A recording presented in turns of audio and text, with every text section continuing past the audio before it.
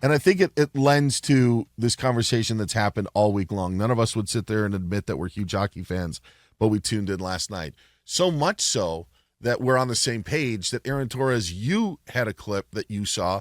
Jason Stewart separately saw a clip of PK Subban talking. I'm going to let you set, because we do have the audio. What struck you about what the former NHLer said on ESPN earlier this week? I'll let the audio speak for itself, but what I would say is that PK Subban understands the NBA problem. PK Subban, former NHL player, an NHL star, understands the NBA's problems better than the NBA does. I'm sick and tired of making athletes greats, all-time greats, that aren't the best examples. Stephen A., you want athletes to be educated on this and understand this. They got to understand the importance of showing up to the All-Star game and being on the court. Because you're making 100, 200, 300 million, you should be out there banged up. You should be. That's why we pay you, is to max out. I don't care if you play 50 years. I want your best 10. I want you on the court dominating. I want you to go all out. I want Michael Jordan. I want Kobe. That's what I want in every sport. That's the guy that I follow. If you're a different version than that, you don't get my respect. Woo! Strong statement. Strong statement. And there's something that's at the core of it as well. Not only did he name names from the past who brought that passion, didn't name names necessarily of the current ones who aren't bringing that passion, but we know who the responsibility lies on. It lies on the shoulders of LeBron James, Kevin Durant, Steph Curry. The shepherds of the game who are supposed to shepherd the game to the next generation have failed to do so with the All-Star game. I don't think that's new, Aaron, but what I think is what is happening is pretty amazing.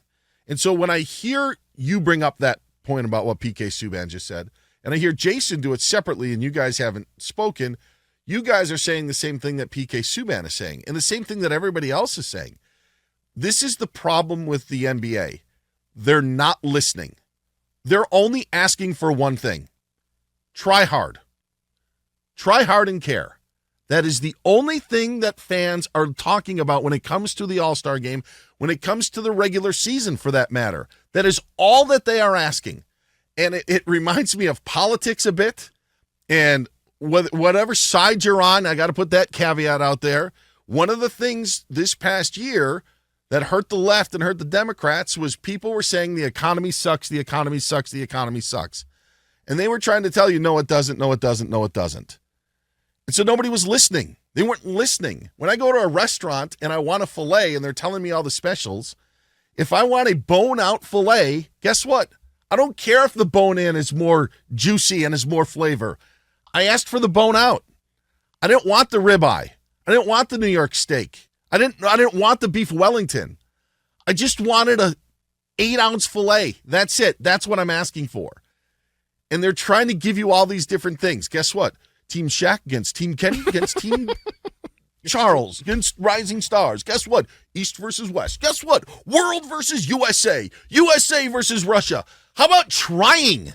Just do that. That's all we're asking. We're not asking for a new format. We're trying to trick the players into caring by putting a flag on it. No, just give a crap. Just give a bleep about your profession and what you do. That is all the fans want. And it's as simple as that. And for some reason, NBA stars and all-stars don't want to hear it or they don't want to listen. You just have to listen to what everybody is saying. Care, and it will take care of everything. And show up. And show up. What did PK Subban say? Play through a banged up this, that, the other thing. Listen, I think we're past, I remember, even at the beginning of LeBron's career, I remember it was 2009. He sat out the final 2 games of the regular season after basically playing every single game, and it was a national talking point. You owe it to the and it was they just won 63 games. It's okay if he wants to take the last day off before the playoffs. But I do think, to your point, it has obviously over the past decade or so evolved into something completely different. And so to me, it's a much bigger issue than just the All-Star game, but I think the All-Star game is a metaphor for the NBA's issues in general. Again, first of all, if you don't care, why do you think we're going to care? But 2, it's a regular season thing too. As PK Subban said, show up, play, play through. Nobody's asking you to play on a broken leg. Nobody's asking for Willis Reed on February 7th against the New Orleans Pelicans. But like, if you can play, show up. And I've said this for years and I said it 5-6 years ago when it was unpopular to say so.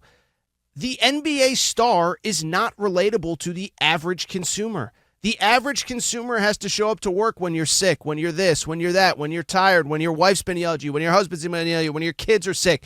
You have to do it.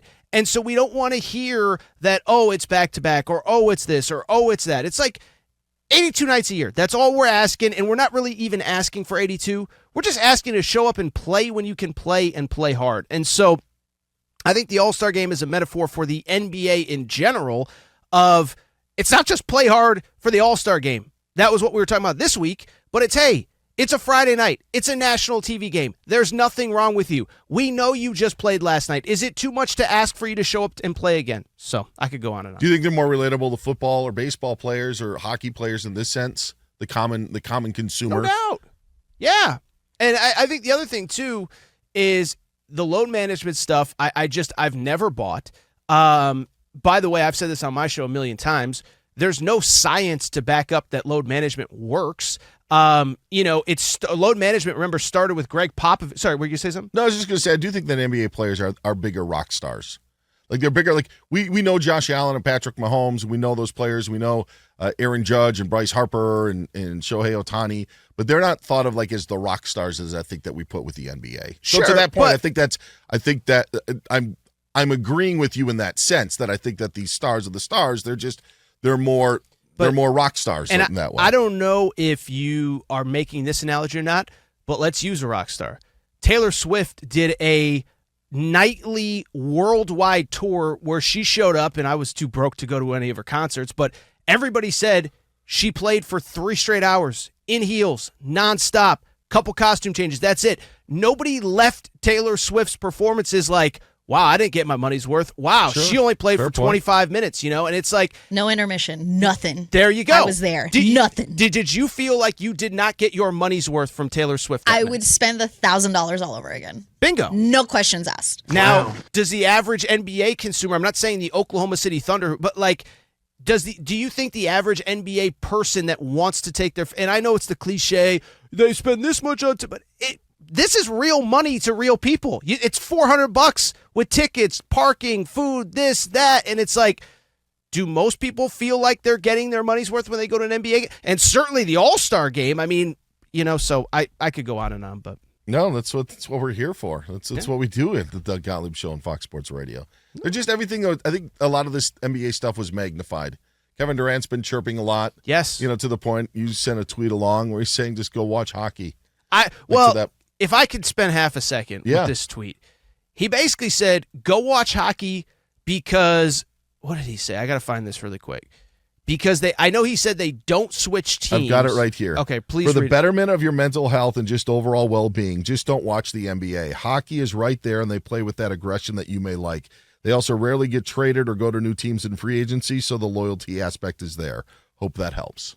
That's literally the NBA's problems. No aggression. Nobody plays defense. Nobody cares. It's a bunch of blowouts. It's a 3-point shooting competition every single night.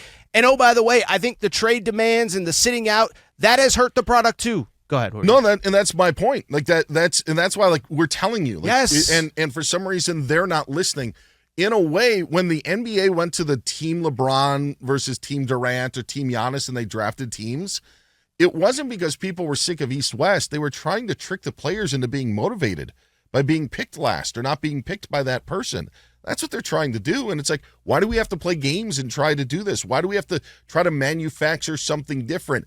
Now you look at the NHL and they manufactured something, put a flag on it, and it was with rousing success.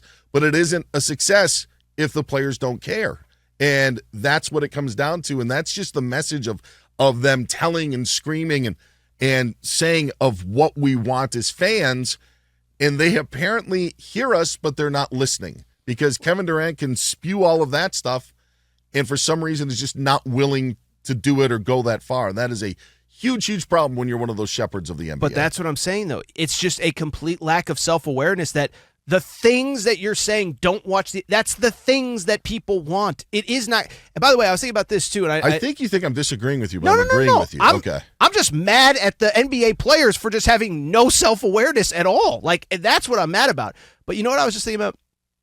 I don't know if it was actually the highest rated basketball game of 2024 because Caitlin Clark had her moments. You know what was a very highly rated basketball game, though? The gold medal Olympic game. It was the same players, but they cared. Do you remember middle of the summer? Where was it? Paris? A new documentary out about it. Is yes, there? Yeah, on Netflix. I think it had like 18, 19 million viewers because they were playing hard, because they cared. It's not. And I was going to say this too, really, really, really quick. I don't understand how these players just don't have the self-awareness to be like, how are you not embarrassed by what this product has turned into? That's another conversation, but it's like, how do you look I don't want to be like how do you look yourself in the mirror, but how do you look yourself in the mirror? They put a Rising Stars team in the All-Star game to try to make the other teams try hard because you can't lose to the Rising Stars team. Think about that for a second. Like, what they could have done is just expanded the All-Star rosters. Guess what? Let's just add another 8 more and we'll have 4 teams. But no, let's put a Rising Stars Challenge team that nobody wants to watch, but we know at least they're going to try and run around. So maybe the team that they're playing is actually going to have to try, and then it'll be a better product. Like, all these tricks and stuff just don't work. You just have to give a crap.